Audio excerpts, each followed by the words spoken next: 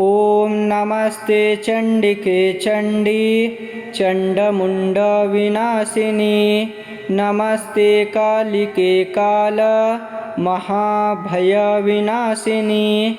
शिवे रक्ष जगद्धात्री प्रसीद हरवल्लभे।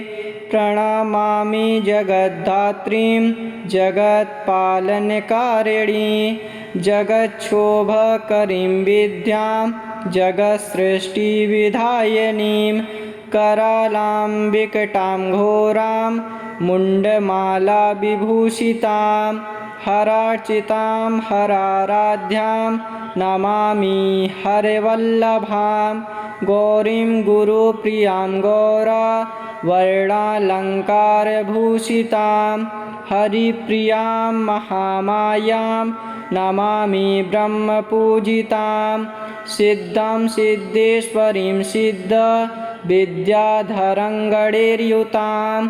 मन्त्रसिद्धिप्रदां योनि सिद्धिदां लिङ्गशोभितां। प्रणमामि महामायां दुर्गां दुर्गतिनाशिनीम्। उग्रामुग्रमयीमुग्र तारामुग्रगणैर्युतां। नीलां नीलघनश्यामां नमामि नीलसुन्दरीं। श्यामाङ्गी श्यामघटितां श्यामवर्णविभूषितां। प्रणमामि जगद्धात्रीं गौरीं सर्वार्थसाधिनीं। विश्वेश्वरीं महाघोरां विकटां घोरनादिनीम्। आद्यामाद्यगुरोराध्या माध्यानाथ प्रपूजितां। श्रीदुर्गां धनदामन्नपूर्णां पद्मां सुरेश्वरीं। प्रणमामि जगद्धात्रीं चन्द्रशेखरवल्लभां। त्रिपुरां सुन्दरीं बालामवलागणाभूषितां। शिवदूतीं शिवाराध्यां शिवाध्यायेयां सनातनीं। सुन्दरीं तारिणीं सर्वा शिवागणाविभूषितां। नारायणीं विष्णुपूज्यां ब्रह्मविष्णुहरप्रियां। सर्वसिद्धिप्रदां नित्यां नित्यां गुणावर्जितां। सगुणां निर्गुणां ध्येयामर्चितां सर्वसिद्धिदां। विद्यां सिद्धिप्रदां विद्यां महाविद्यां महेश्वरीं। महेशभक्तां माहेशीं महाकालप्रपूजितां। प्रणमामि जगद्धात्रीं शुम्भासुरविमर्दनीं। रक्तप्रियां रक्तवर्णां रक्तबीजविमर्दनीं। भैरवीं भुवनां देवीं लोलजिह्वां सुरेश्वरीं। चतुर्भुजां दशभुजामष्टादशभुजां शुभां। त्रिपुरेशीं विश्वनाथ प्रियां विश्वेश्वरीं शिवाम्। अट्टहासमट्टहासप्रियां धूम्रविनाशिनीं। कमलां छिन्नभालां च माताङ्गीसुरसुन्दरीं। षोडशीं विजयां भीमां धूम्रां च बगलामुखीं। सर्वसिद्धिप्रदां सर्वविद्यामन्त्रविशोधनीं। प्रणमामि जगत्तारां सारां च मन्त्रसिद्धये। इत्येवञ्च वरारोहे स्तोत्रं सिद्धिकरं परं। पठित्वा मोक्षमाप्नोति सत्यं वे गिरिनन्दिनी। कुजवारे चतुर्दश्यां मायां जीववासरे। शुक्रे निशिगते स्तोत्रं पठित्वा मोक्षमाप्नुयात्। त्रिपक्षिमन्त्रसिद्धिः स्यात् स्तोत्रपाठाद्दिशङ्करी। चतुर्दश्यां निशाभागे शनिभौमादिने तथा। निशामुखे पठित स्तोत्रं मन्त्रसिद्धिमवाप्नुयात्। केवलं स्तोत्रपाठाद्धि मन्त्रसिद्धिर्नुत्तमा। जागर्ति सततं चण्डी स्तोत्रपाठात् भुजङ्गनी। ॐ नमस्ते चण्डिके चण्डी चण्डमुण्डविनाशिनी। नमस्ते कालिके काल महाभयविनाशिनी। शिवे रक्ष जगद्धात्री प्रसीद हरवल्लभे। प्रणमामि जगद्धात्रीं जगत्पालनकारिणी। जगच्छोभकरीं विद्यां जगत्सृष्टिविधायिनीं। करालां विकटां घोरां मुण्डमाला विभूषितां। हरार्चितां हराराध्यां नमामि हरवल्लभां। गौरीं गुरुप्रियां गौरा वर्णालङ्कारभूषितां। हरिप्रियां महामायां नमामि ब्रह्मपूजितां। सिद्धां सिद्धेश्वरीं सिद्ध विद्याधरं गणैर्युतां। मन्त्रसिद्धिप्रदां योनि सिद्धिदां लिङ्गशोभितां। प्रणमामि महामायां दुर्गां दुर्गतिनाशिनीं। उग्रामुग्रमयीमुग्रा तारामुग्रगणैर्युतां। नीलां नीलघनश्यामां नमामि नीलसुन्दरीं। श्यामाङ्गी श्यामघटितां श्यामवर्णविभूषितां। प्रणमामि जगद्धात्रीं गौरीं सर्वार्थसाधिनीं।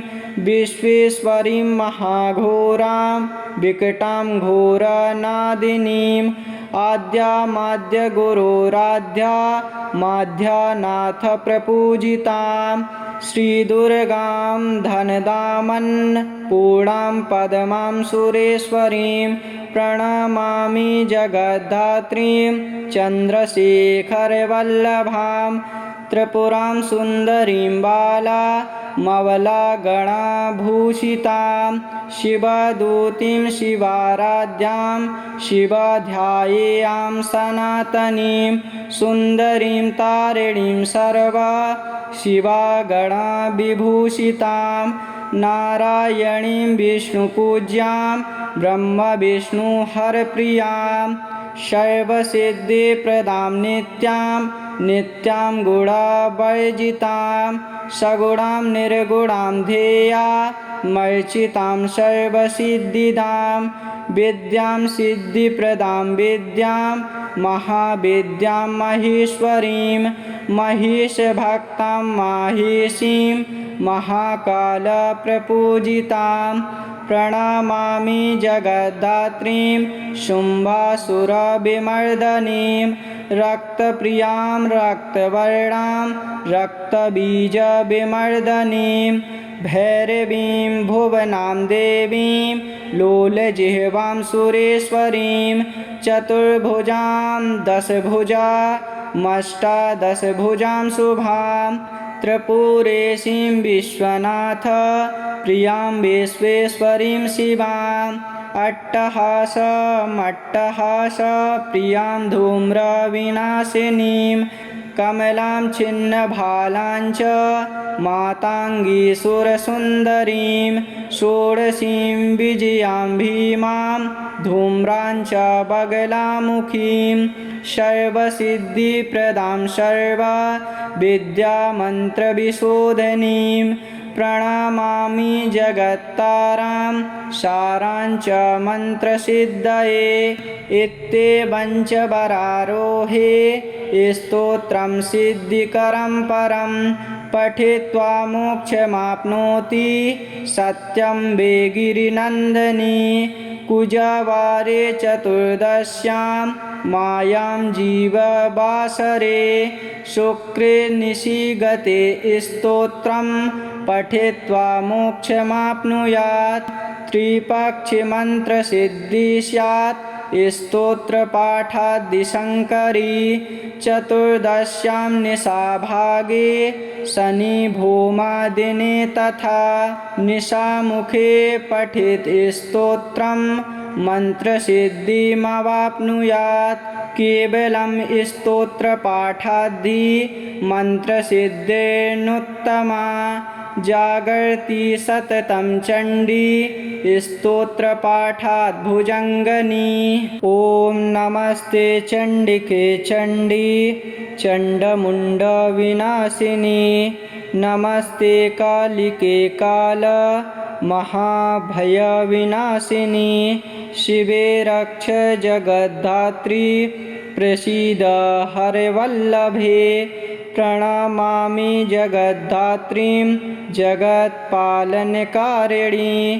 जगच्छोभकरीं विद्यां जगत्सृष्टिविधायिनीं करालां विकटां घोरां मुण्डमाला विभूषितां हरार्चितां हराराध्यां नमामि हरवल्लभां गौरीं गुरुप्रियां गौरा वर्णालङ्कारभूषितां हरिप्रियां महामायां नमामि ब्रह्मपूजितां सिद्धां सिद्धेश्वरीं सिद्ध विद्याधरं गणैर्युतां मन्त्रसिद्धिप्रदां योनि सिद्धिदां लिङ्गशोभितां प्रणमामि महामायां दुर्गां दुर्गतिनाशिनीं उग्रामुग्रमयीमुग्र तारामुग्रगणैर्युतां नीलां नीलघनश्यामां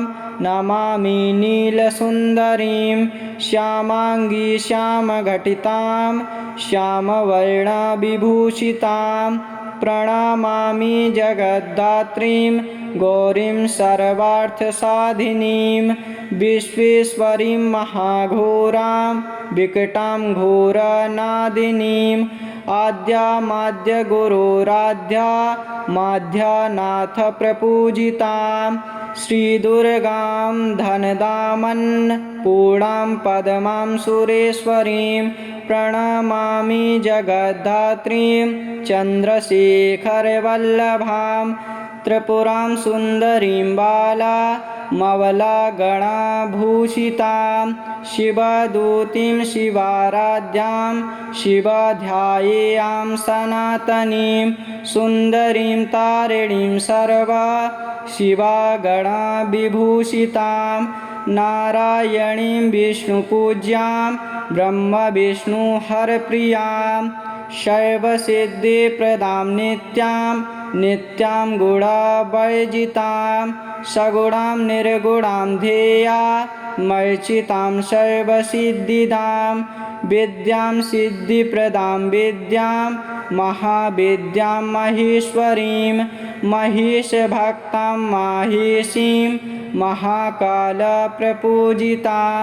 प्रणमामि जगद्धात्रीं शुम्भासुरविमर्दनीं रक्तप्रियां रक्तवर्णां रक्तबीजविमर्दनीं भैरवीं भुवनां देवीं लोलजिह्वां सुरेश्वरीं चतुर्भुजां दशभुजामष्टादशभुजां शुभां त्रिपुरेशीं विश्वनाथ प्रियां विश्वेश्वरीं शिवाम् अट्टहासमट्टहास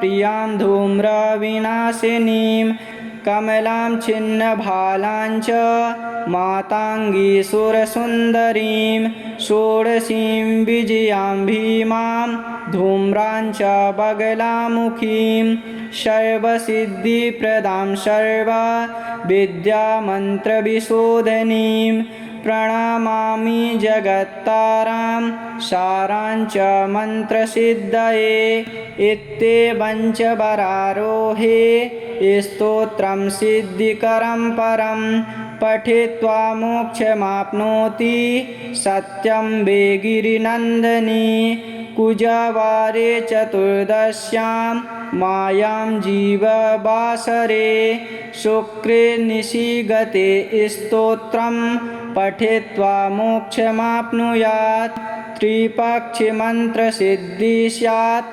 स्तोत्रपाठादिशङ्करी चतुर्दश्यां निशाभागे शनिभूमादिने तथा निशामुखे पठित स्तोत्रं मन्त्रसिद्धिमवाप्नुयात् केवलं स्तोत्रपाठाद्धि मन्त्रसिद्धिर्नुत्तमा जागर्ति सततं चण्डी स्तोत्रपाठात् भुजङ्गनी। ॐ नमस्ते चण्डिके चण्डी चण्डमुण्डविनाशिनी नमस्ते कालिके काल महाभयविनाशिनी शिवे रक्ष जगद्धात्री प्रसीद हरवल्लभे प्रणमामि जगद्धात्रीं जगत्पालनकारिणी जगच्छोभकरीं विद्यां जगत्सृष्टिविधायिनीं करालां विकटां घोरां मुण्डमालाविभूषितां हरार्चितां हराराध्यां नमामि हरवल्लभां गौरीं गुरुप्रियां गौरा वर्णालङ्कारभूषितां हरिप्रियां महामायां नमामि ब्रह्मपूजितां सिद्धां सिद्धेश्वरीं सिद्ध विद्याधरं गणैर्युतां मन्त्रसिद्धिप्रदां योनि सिद्धिदां लिङ्गशोभितां प्रणमामि महामायां दुर्गां दुर्गतिनाशिनीं उग्रामुग्रमयीमुग्रा तारामुग्रगणैर्युतां नीलां नीलघनश्यामां नमामि नीलसुन्दरीं श्यामाङ्गी श्यामघटितां श्यामवर्णविभूषितां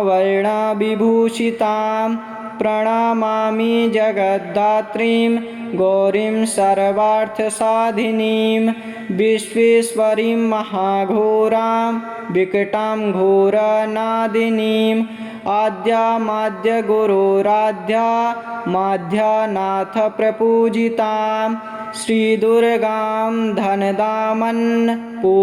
पद्मां सुरेश्वरीं प्रणमामि जगद्धात्रीं चन्द्रशेखरवल्लभां त्रिपुरां सुन्दरीं बालामवलागणाभूषितां शिवदूतीं शिवाराध्यां शिवाध्यायेयां सनातनीं सुन्दरीं तारिणीं सर्वा शिवागणाविभूषितां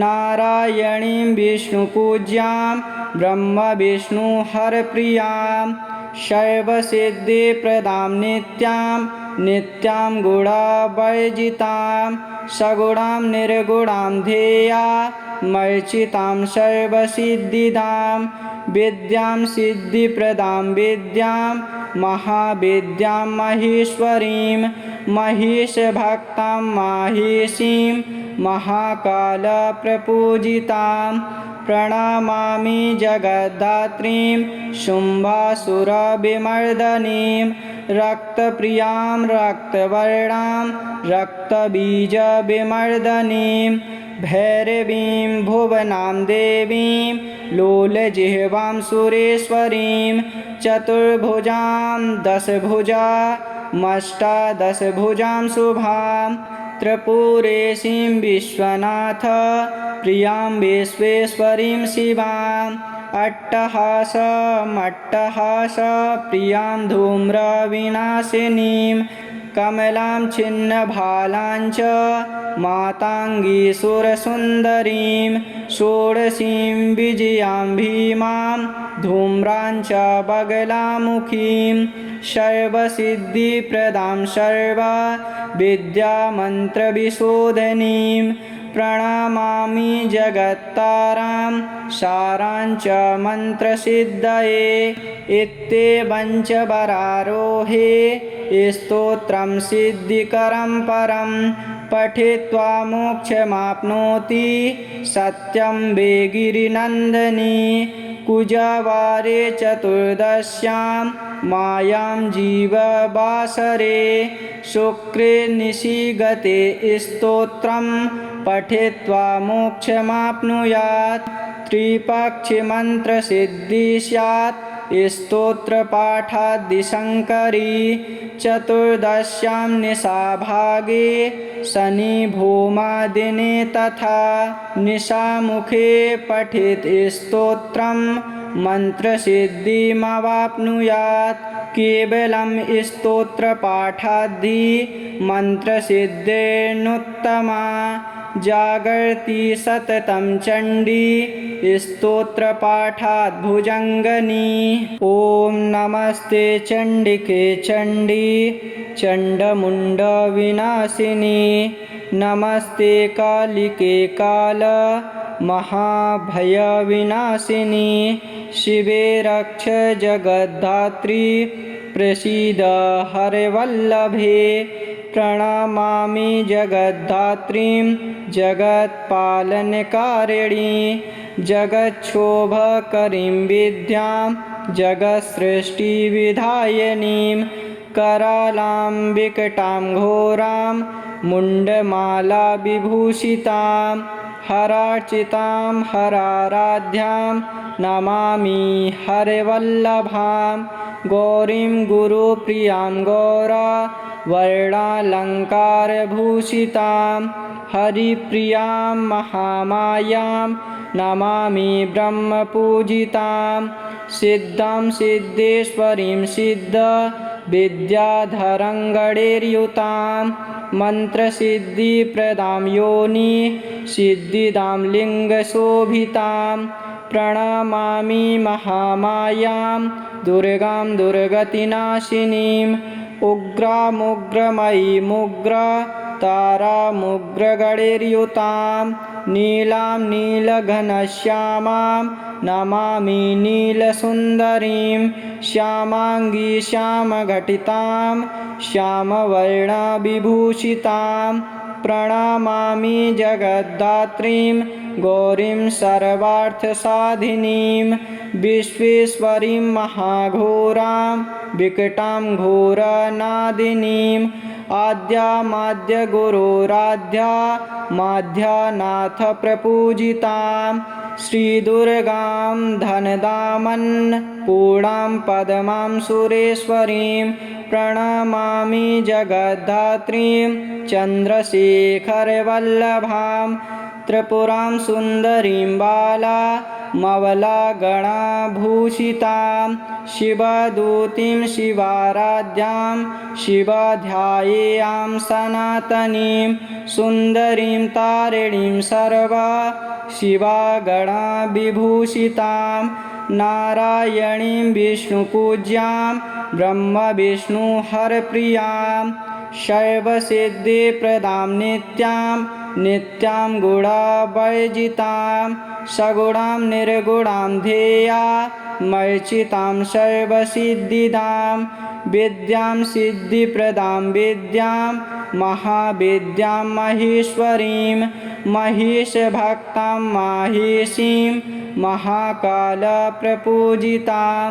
प्रणमामि जगद्धात्रीं शुम्भासुरविमर्दनीं रक्तप्रियां रक्तवर्णां रक्तबीजविमर्दनीं भैरवीं भुवनां देवीं लोलजिह्वां सुरेश्वरीं चतुर्भुजां दशभुजामष्टादशभुजां शुभां त्रिपुरेशीं विश्वनाथ प्रियां विश्वेश्वरीं शिवां अट्टहासमट्टहास प्रियां धूम्रविनाशिनीं कमलां छिन्नभालां च माताङ्गीसुरसुन्दरीं षोडशीं विजयां भीमां धूम्रां च बगलामुखीं सर्वसिद्धिप्रदां सर्वविद्यामन्त्रविशोधनीं प्रणमामि जगत्तारां